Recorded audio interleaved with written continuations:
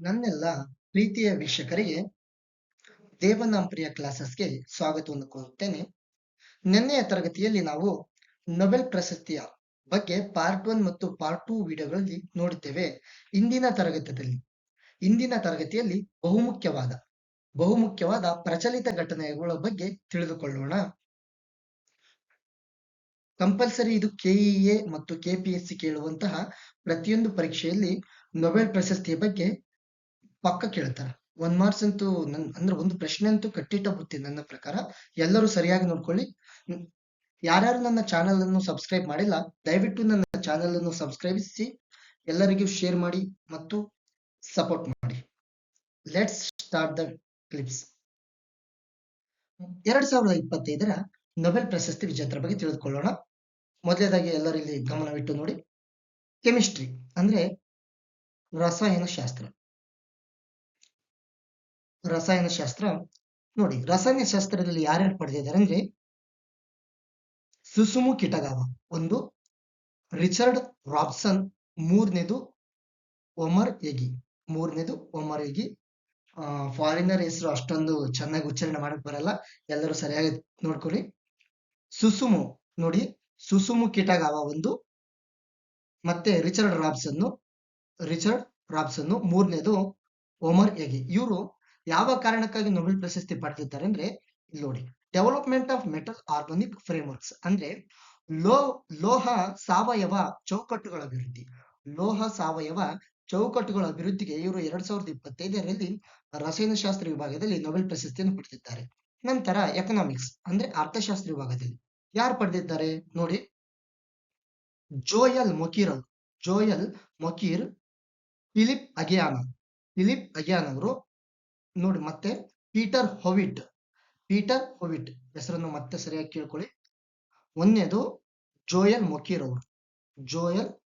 ಮೊಕೀರ್ ಅವರು, next Philip ಅಗಿಯಾನ್, Peter ಹೊವಿಟ್ ಅವರು. ಕಾರಣ ಏನಪ್ಪಾ ಅಂದ್ರ for explaining innovation driven economic growth ಅಂದ್ರೆ ನಾವೀನ್ಯತೆ ಚಾಲಿತ ಆರ್ಥಿಕ ಬೆಳವಣಿಗೆ ವಿವರಿಸಿದ್ದಕ್ಕಾಗಿ ನಾವೀನ್ಯತೆ ಚಾಲಿತ ಆರ್ಥಿಕ ಬೆಳವಣಿಗೆ ವಿವರಿಸಿದ್ದಕ್ಕಾಗಿ 2025ರಲ್ಲಿ ಇವ್ರಿಗೆ ಏನಾಗಿದೆಪ್ಪ ಅಂದ್ರ ಅರ್ಥಶಾಸ್ತ್ರ ವಿಭಾಗದಲ್ಲಿ ನೊಬೆಲ್ ಪ್ರಶಸ್ತಿ ದೊರೆತಿದೆ.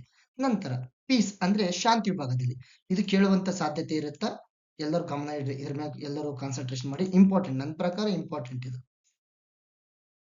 ನೋಡ್ರಿ. ಯಾರಂದ್ರ ಶಾಂತಿ ವಿಭಾಗದಲ್ಲಿ ಮರಿಯಾ ಕೋರಿನಾ ಮಚಾದೋ,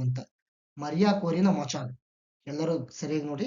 ಶಾಂತಿ ವಿಭಾಗದಲ್ಲಿ 2025ರಲ್ಲಿ ಯಾರು ಪಡೆದಿದ್ದಾರೆ ಅಂದ್ರೆ ಮರಿಯಾ ಕೊರಿನಾ ಮಚಾದೋ ಅವರು 2025 ಪಡೆದಿದ್ದಾರೆ. ಕಾರಣ ಏನಂದ್ರ ಫಾರ್ ಅವರ್ work promoting democratic rights in Venezuela and advocating for a peaceful transition from dictatorship. ಸರಿಯಾಗಿ ಕೇಳ್ಕೊಳ್ಳಿ. ವೆನೆಜುವೆಲಾದಲ್ಲಿ ಪ್ರಜಾಪ್ರಭುತ್ವ ಹಕ್ಕುಗಳನ್ನು ಉತ್ತೇಜಿಸುವ ಮತ್ತು ಸರ್ವಾಧಿಕಾರದಿಂದ ಶಾಂತಿಯುತ ಪರಿವರ್ತನೆಗಾಗಿ ಪ್ರತಿಪಾದಿಸಿದ ಅವರ ಕೆಲಸಕ್ಕಾಗಿ 2025ರಲ್ಲಿ ಅವರಿಗೆ ನೊಬೆಲ್ ಪ್ರಶಸ್ತಿ ದೊರೆತಿದೆ. ಕೆಮಿಸ್ಟ್ರಿ ಗೊತ್ತಾಯ್ತು, ಎಕನಾಮಿಕ್ಸ್ ಗೊತ್ತಾಯ್ತು, ಪೀಸ್ ಗೊತ್ತಾಯ್ತು. ನೆಕ್ಸ್ಟ್ ಫಿಸಿಯಾಲಜಿ ಆರ್ ಮೆಡಿಸಿನ್, ಶರೀರಶಾಸ್ತ್ರ ಅಥವಾ ಔಷಧ ವಿಭಾಗದಲ್ಲಿ ಯಾರು ಪಡೆದಿದ್ದಾರೆ ಅಂದ್ರೆ ಇಲ್ಲಿ ನೋಡಿ, ಒಂದು ಮೇರಿ ಇ ಬ್ರಾಂಕೋ, ಫ್ರೆಡ್ ರಾಮ್ಸ್ಡೆಲ್, ಮೂರನೇದು ಶಿಮಾನ್ ಸಕಾಗುಚಿ. ಕಾರಣ ಏನಪ್ಪಾ ಅಂದ್ರ ಎಲ್ಲರೂ for their discoveries related to the autoimmune disease and the role of regulatory T cells ಅಂದ್ರೆ ಕರೆಕ್ಟ್ ಆಗಿ ತಿಳ್ಕೊಳ್ಳಿ. ಸ್ವಯಂ ನಿರೋಧಕ ಕಾಯಿಲೆಗಳು ಮತ್ತು ನಿಯಂತ್ರಕ ಟಿ ಕೋಶಗಳ ಪಾತ್ರಕ್ಕೆ ಸಂಬಂಧಿಸಿದಂತೆ ಇವರು ಸಂಶೋಧನೆಗಾಗಿ 2025ರಲ್ಲಿ ಔಷಧ ವಿಭಾಗದಲ್ಲಿ ಈ ಮೂವರಿಗೂ ಕೂಡ ನೊಬೆಲ್ ಪ್ರಶಸ್ತಿ ದೊರೆತಿದೆ. ನಂತರ ಫಿಸಿಕ್ಸ್ ಭೌತಶಾಸ್ತ್ರ ವಿಭಾಗದಲ್ಲಿ ಜಾನ್ ಕ್ಲಾರ್ಕ್ ಅಥವಾ Clerk, okay. Next Michel H Devoret, ಮೂರನೇದಾಗಿ ಜಾನ್ ಎಂ ಮಾರ್ಟಿನಿಸ್. ಈ ಮೂವರಿಗೂ ಕೂಡ ಫಿಸಿಕ್ಸ್ ವಿಭಾಗದಲ್ಲಿ ನೊಬೆಲ್ ಬರುತ್ತಿದೆ. ಕಾರಣ ಏನಂದ್ರ ಸರಿಯಾಗಿ ತಿಳ್ಕೊಳ್ರಿ, discovery of macroscopic quantum mechanical tunnelling and energy quantisation in an electric circuit. ಅಂದರೆ ವಿದ್ಯುತ್ ಸರ್ಕ್ಯೂಟ್ ನಲ್ಲಿ ಮ್ಯಾಕ್ರೋಸ್ಕೋಪಿಕ್ ಕ್ವಾಂಟಮ್ ಮೆಕ್ಯಾನಿಕಲ್ ಸುರಂಗ ಮಾರ್ಗ ಮತ್ತು ಶಕ್ತಿಯ ಪ್ರಮಾಣೀಕರಣ. ಸರಿಯಾಗಿ ಕೇಳ್ಕೊಳ್ಳಿ. ವಿದ್ಯುತ್ ಸರ್ಕ್ಯೂಟ್ ನಲ್ಲಿ ಮ್ಯಾಕ್ರೋಸ್ಕೋಪಿಕ್ ಕ್ವಾಂಟಮ್ ಮೆಕ್ಯಾನಿಕಲ್ ಬಗ್ಗೆ ಮತ್ತು ಶಕ್ತಿಯ ಪ್ರಮಾಣೀಕರಣದ ಬಗ್ಗೆ ಇವರು ಸಂಶೋಧನೆಗಾಗಿ 2025ರಲ್ಲಿ ಭೌತಶಾಸ್ತ್ರ ವಿಭಾಗದಲ್ಲಿ ಇವರಿಗೆ ನೊಬೆಲ್ ದೊರೆತಿದೆ. ನಂತರ ಲಿಟರೇಚರ್ ಅಂದ್ರೆ ಸಾಹಿತ್ಯ ವಿಭಾಗದಲ್ಲಿ ಇವ್ರನ್ನ ಕೇಳುವಂತ ಸಾಧ್ಯತೆ ತುಂಬಾ ಇದೆ. ಎಲ್ಲ ನೋಡ್ರಿ, ಇವರು ಹಂಗೇರಿಯನ್ ಲೇಖಕ. ಇವರು ಹಂಗೇರಿಯನ್ ಲೇಖಕ. ಯಾರಪ್ಪ ಅಂದ್ರೆ ಅವ್ರ ಹೆಸರು ನೋಡಿ ಯಾವ ತರ ಇದೆ ಅಂದ್ರ ಲಾಸ್ಟ್ಲೋ ಕ್ರಾಸ್ನಾ ಹೋರ್ಕೈ ಅಂತ. ಲಾಸ್ಟ್ಲೋ ಕ್ರಾಸ್ನಾ ಹೋರ್ಕೈ ಅಂತ. ನನ್ನಿಂದ ಇಷ್ಟ ಆಯ್ತಪ್ಪ ಉಚ್ಚಾರಣೆ ಮಾಡೋದು. ನೋಡಿ ನೀವ್ ಯಾವ ತರ ಉಚ್ಚಾರಣೆ ಮಾಡ್ತೀರಂತ. ಕಾರಣ ಏನಂದ್ರ ಕರೆಕ್ಟ್ ಆಗಿ ನೋಡ್ಕೊರಿ. For his compelling and visionary oeuvre that in the midst of apocalyptic terror reaffirms the power of art. ಅಂದ್ರೆ ಅಪೋಕ್ಯಾಲಿಪ್ಟಿಕ್ ಅಂದ್ರೆ ಅಪೋಕ್ಯಾಲಿಪ್ಟಿಕ್ ಭಯೋತ್ಪಾದನೆ ಮತ್ತೆ ಕಲೆಯ ಶಕ್ತಿಯನ್ನು ಪುನರುಚ್ಚಿಸುವ ಬಲವಾದ ಮತ್ತು ದಾರ್ಶನಿಕ ಕೆಲಸಕ್ಕಾಗಿ ಹಂಗೇರಿಯನ್ ಆಥರ್ಗೆ 2025ರಲ್ಲಿ ನೊಬೆಲ್ ಪ್ರಶಸ್ತಿ ದೊರೆತಿದೆ. ಇಲ್ಲಿಗೆ ನೊಬೆಲ್ ಪರಿಚಯ ಮತ್ತು 2025ರ ನೊಬೆಲ್ ಪ್ರಶಸ್ತಿ ಪುರಸ್ಕೃತರು ಹಾಗೆ ಹಿನ್ನೆಲೆ ಪ್ರತಿಯೊಂದು ನಾನು ನಿಮ್ಮೊಂದಿಗೆ ಶೇರ್ ಮಾಡಿದ್ದೇನೆ. ಈ ಲೆಸನ್ ಅಂದ್ರೆ ಈ ನೊಬೆಲ್ನ ವಿಚಾರದ ಬಗ್ಗೆ ನಾನು ಓವರ್ ಆಲ್ PDF ಅನ್ನು ರೆಡಿ ಮಾಡಿದ್ದೇನೆ. ಆ PDF ಅನ್ನು ನಾನು ಡಿಸ್ಕ್ರಿಪ್ಷನ್ ಒಳಗೆ ಕೊಟ್ಟಿರ್ತೀನಿ. ಎಲ್ಲರೂ ನನ್ನ ಚಾನೆಲ್ ಅನ್ನು ದಯವಿಟ್ಟು ತಪ್ಪದೆ ಸಬ್ಸ್ಕ್ರೈಬ್ ಮಾಡಿ, ಶೇರ್ ಮಾಡಿ, ಲೈಕ್ ಮಾಡಿ.